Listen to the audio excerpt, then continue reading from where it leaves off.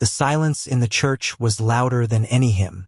It was the kind of silence that pressed against your chest, making it hard to breathe, the kind that told you before anyone spoke that something sacred was about to be broken. Reverend Elijah Carter stood at the pulpit, his broad hands gripping the edges of the worn wood as though it might steady him against the storm about to crash over his life. He had preached in this church for 20 years, baptizing children who were now grown, blessing marriages, and burying the old saints who had taught him the power of Scripture. But never had he felt the weight of eyes upon him as he did today. His son, Michael, sat in the front pew, shoulders drawn tight, head slightly bowed but his jaw locked with the stubbornness Elijah knew too well. That boy carried his mother's softness in his face but Elijah's defiance in his spirit. And now, at 16, Michael had stood before the world, or at least before their congregation, and spoken the words that cracked open the divide. "I am gay." Some of the women in the church had gasped as though the boy had spat out a curse. Others shook their heads, murmuring prayers under their breath. The deacons exchanged glances, the kind of quick, sharp glances that meant meetings behind closed doors were already being planned. And by nightfall, they had come to Elijah with their verdict: resign or be removed. But Elijah was not a man to bow quietly, not when it came to his son. He remembered the night Michael told him, the tremble in his boy's voice, the way he twisted his hands together like he was preparing for his father to strike him. Elijah had not raised his hand that night. Instead, he had placed it on Michael's shoulder and said the only words that mattered: "You are mine, and I love you." Nothing changes that. Now, with the congregation waiting for him to step down in shame, Elijah knew he had one last chance to decide how this story would be told. It had not always been this way. Elijah grew up in Montgomery, Alabama, the youngest son of a steelworker and a schoolteacher. His father had skin calloused from labor. His mother had hands ink-stained from grading papers late into the night. They had raised Elijah in the old black church, the kind of place where gospel music rolled like thunder and where Sunday dinners stretched long past the afternoon. In those pews, Elijah had first felt the Spirit and first heard the call to preach. His faith had been his armor against a world that too often reminded him of the color of his skin and the limits society had already decided for him. When he met Angela, Michael's mother, she was a choir singer with a laugh that could silence a room and a faith as unshakable as his own. Their marriage had been a partnership built on prayers, potlucks, and perseverance. She had died too young, breast cancer stealing her away when Michael was just 10. Since then, Elijah had carried both roles: father and mother, protector and provider. And now, the boy they had raised in love was being judged not for what he had done, but for who he was. Elijah had watched racism carve wounds into his community his entire life. He had buried friends who never made it home because a white police officer's bullet decided they were a threat. He had seen pews filled with black men and women who carried scars too deep for words. And now he was watching that same congregation turn their pain into weapons, directing it at his son because of who he loved. Reverend Carter, one of the deacons, had said 2 nights ago, "We cannot allow this kind of sin to be paraded before the church. You must understand. You must protect the flock." But Elijah had looked that man in the eye and said, "My son is not a wolf. He is my child, and I will not protect the flock by sacrificing him." Still, they had insisted. And so today, Elijah knew his sermon was not for the congregation, it was for his son. For Michael, who sat there trembling under the weight of stairs, who must have felt the sharpness of rejection like 1,000 needles pricking his skin. He cleared his throat. "Brothers and sisters," he began, his voice steady though his heart thundered. "Today I stand before you as I always have, a servant of God and a father to my child. I know many of you believe I should step down, and I will.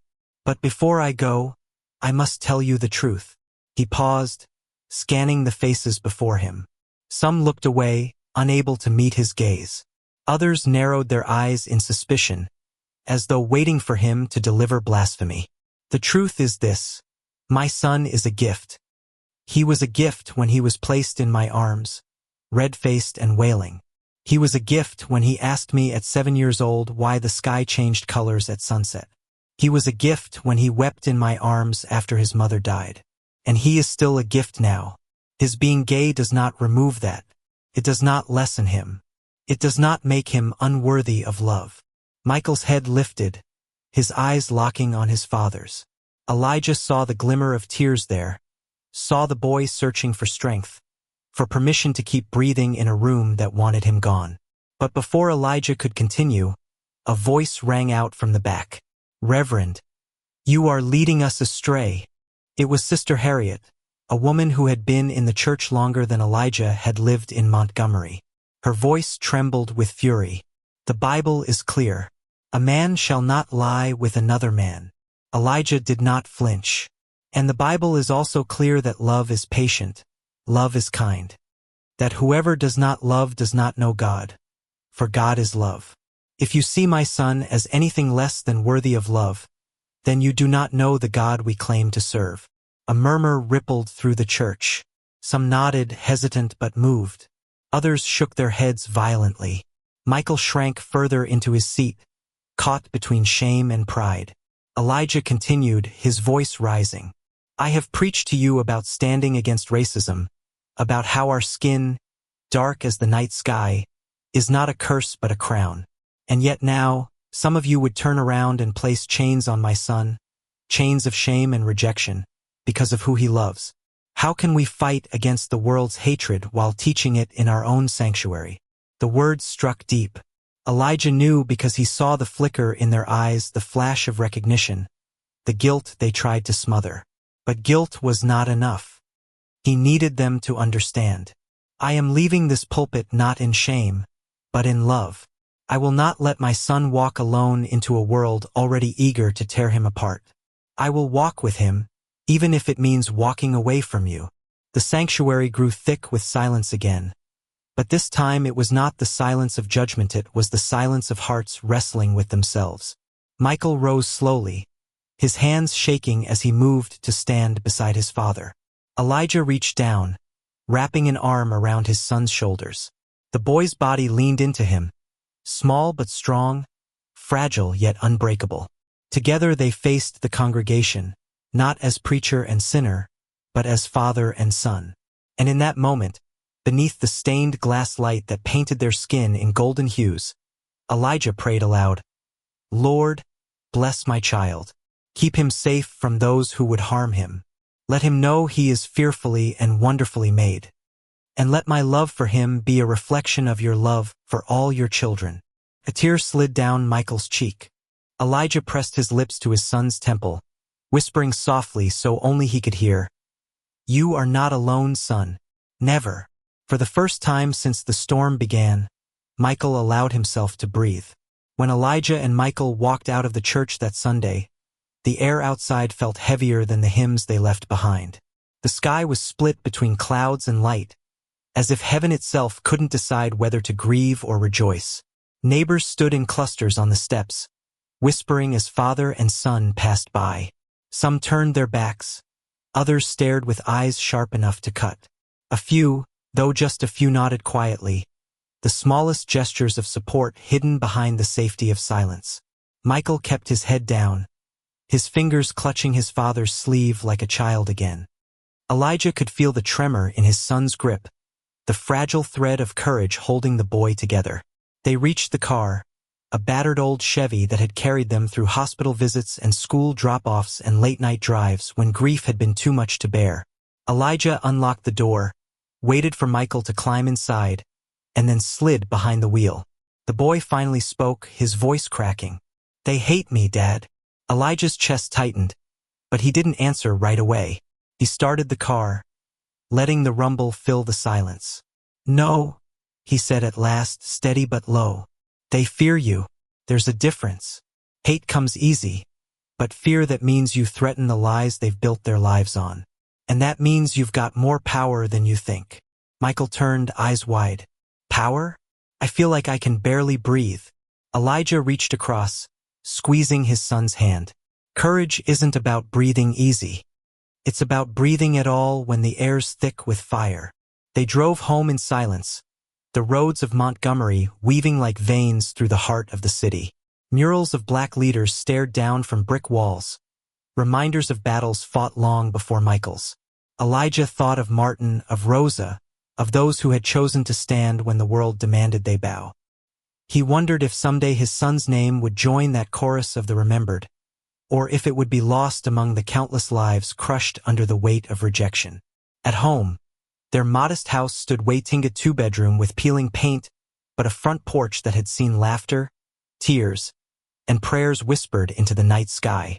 As they stepped inside, Michael collapsed onto the couch, burying his face in his hands.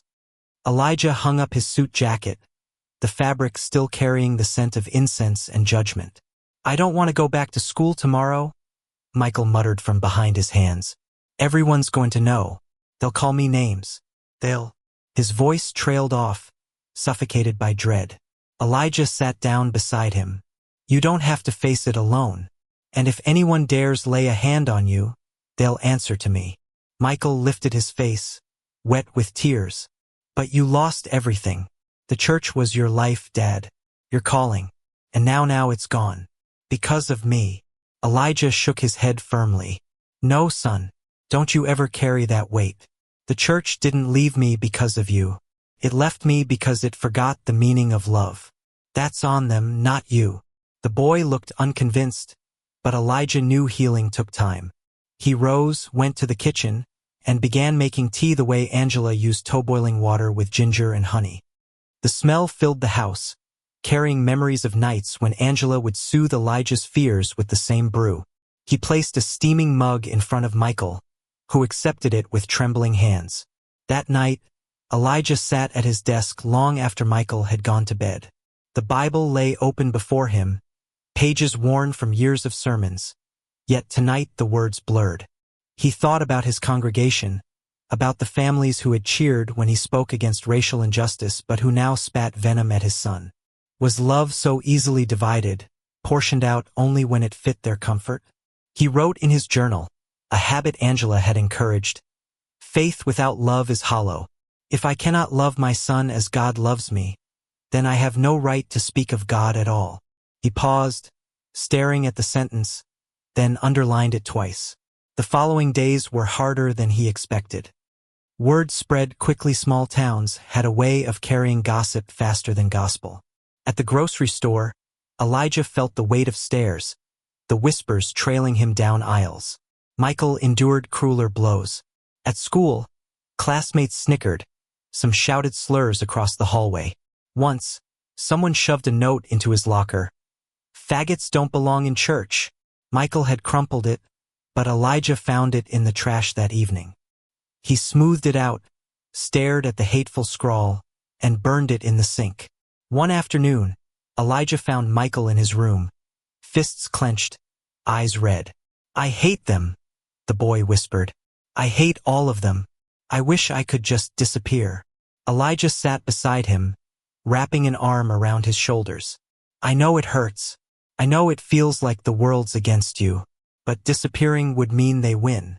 And you, my son, were not made to vanish. You were made to shine." Michael looked at him, doubt still heavy. "How can you believe that?"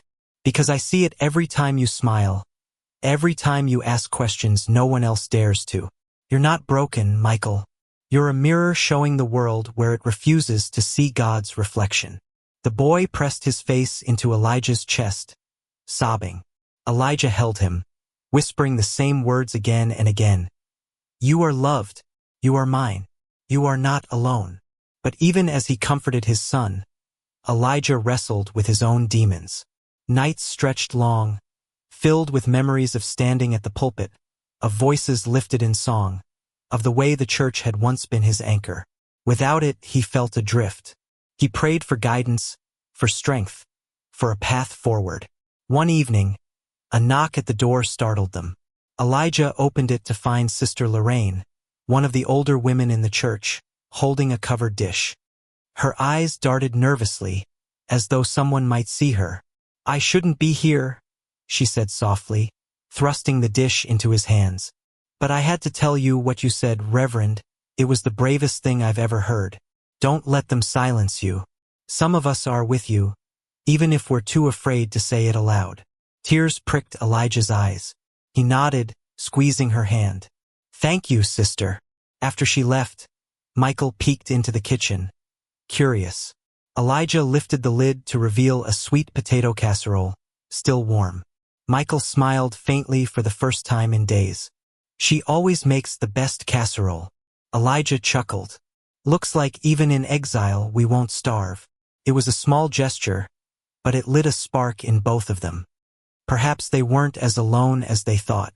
Weeks passed, and Elijah began receiving quiet visits from others' families who slipped by under the cover of night, teenagers who whispered their truths to him with tears in their eyes, parents who confessed they didn't know how to love their children the way Elijah loved his.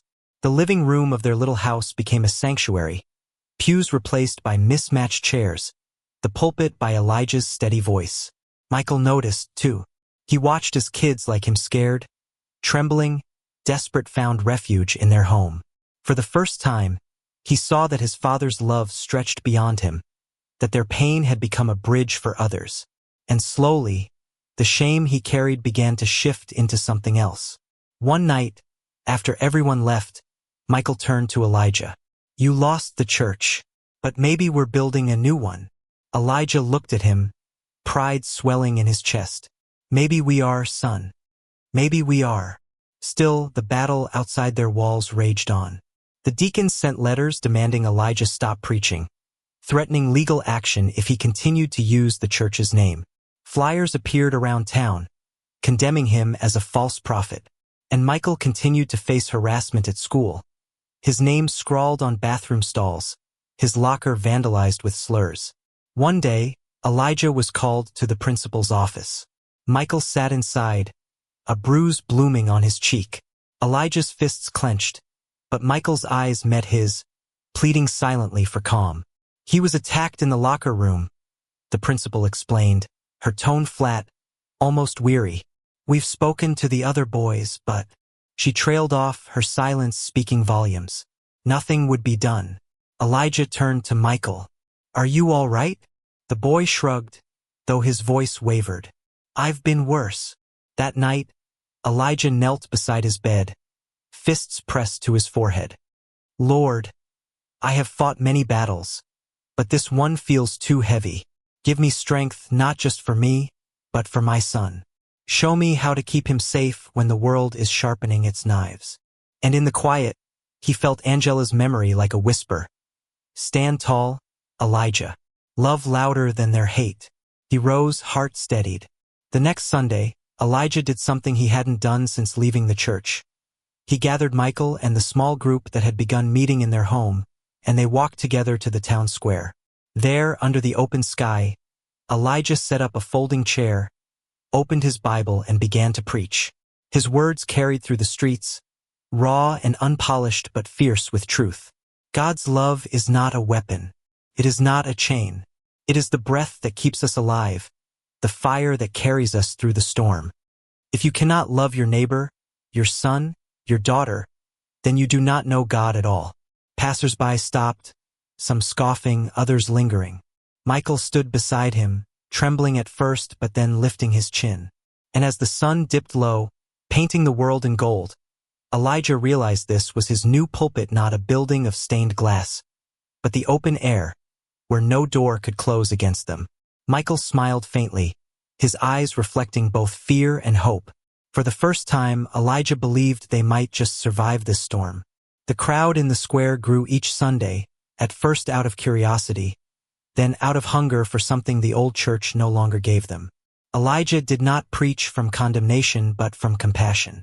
He spoke of survival, of dignity, of the kind of love that had carried generations of black families through slavery, segregation, and systemic hatred.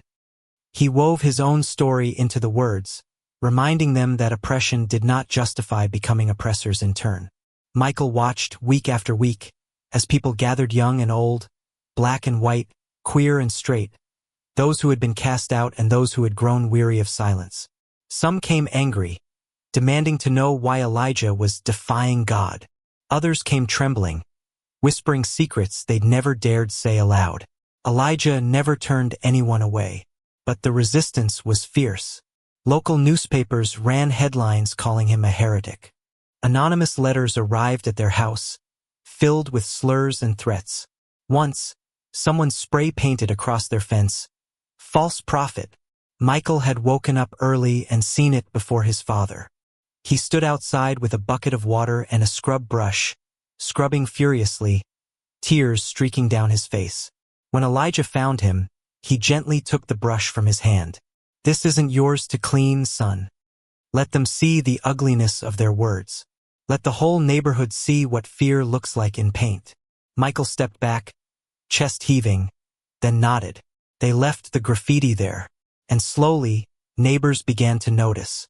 Some shook their heads in disgust not at Elijah, but at the cowardice of whoever had written it. Others crossed the street to avoid conversation, unwilling to choose sides. But a few left flowers by the fence, silent gestures of solidarity. The tension in town rose like a storm. At Michael's school, hostility boiled over. One afternoon, he was cornered in the cafeteria by 3 boys. They shoved him against the wall, hurling slurs, one of them spitting in his face. Michael, trembling but furious, shoved back. A fight broke out, trays clattering to the ground, fists flying. Teachers broke it up, but not before Michael took a punch to the jaw. Elijah was called again. He sat across from the principal, who sighed heavily. "This is becoming a pattern, Reverend Carter. We can't have violence in our school." Elijah's voice was low but fierce. "And what about the violence my son endures daily? The words, the threats, the fists that came before his? Do you mean to punish him for surviving?" The principal looked away, shifting uncomfortably. "We'll investigate." Michael sat beside his father, his lips swollen, his eyes burning. "Don't bother," he muttered. "Nothing's going to change." But Elijah turned to him. "It will, son, because you stood, because you refused to be silent." That night, Elijah found Michael on the porch, staring at the stars. "Do you ever wish Mom was still here?" the boy asked softly. Elijah swallowed hard. "Every day. She'd know what to say. She'd make it better." "She would," Elijah admitted. "But you know what else? She'd be proud of you. Proud that you're not hiding. Proud that you're living in truth. And she'd remind you that God didn't make a mistake when He made you." Michael blinked back tears. "Sometimes I don't believe that." "That's all right," Elijah said, wrapping an arm around him. "When you can't believe it, I'll believe it for you." The weeks blurred into months. Elijah's open-air sermons drew not only townspeople but reporters from nearby cities. A local LGBTQ group reached out, offering support. They invited Elijah and Michael to a community center in Birmingham, where families gathered, some with rainbow pins, others with scars of rejection etched into their eyes. For the first time, Michael met kids like him, kids who laughed without flinching, who held hands without shame. He played basketball with them, joked with them, even shared pieces of his story. That night, as they drove home, he turned to his father. "I'm not alone, am I?" Elijah smiled, eyes glistening. "Not by a long shot." But back in Montgomery, the backlash intensified. The deacons who had forced Elijah out of the church organized a petition to ban his gatherings, claiming they disrupted public peace. At a town hall meeting, voices clashed, some demanding Elijah be silenced, others defending his right to speak. Elijah stood at the podium, facing a sea of divided faces. "You may not agree with me," he said, "but you cannot erase me. You cannot erase my son. You cannot erase the truth that love is greater than fear.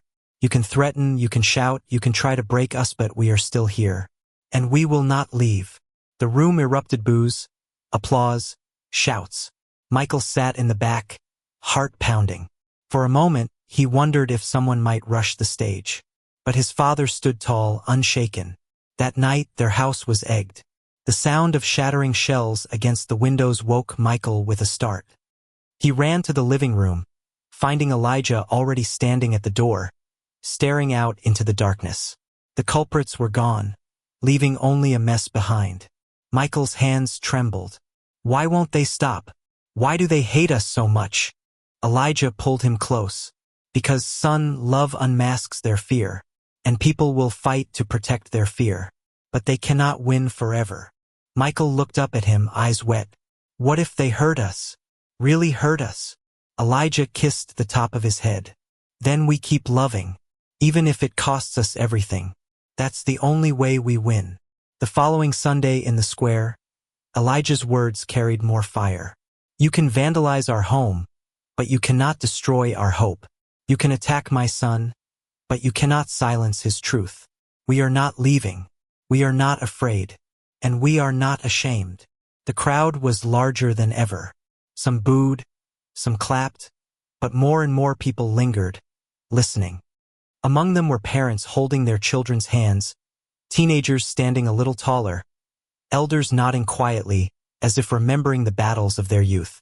Michael, standing beside his father, felt something shift inside him. The shame he had carried began to crack, replaced by a cautious but growing pride. When a stranger in the crowd called out, "We love you, Michael," the boy froze. Then slowly he smiled. In the weeks that followed, small victories appeared.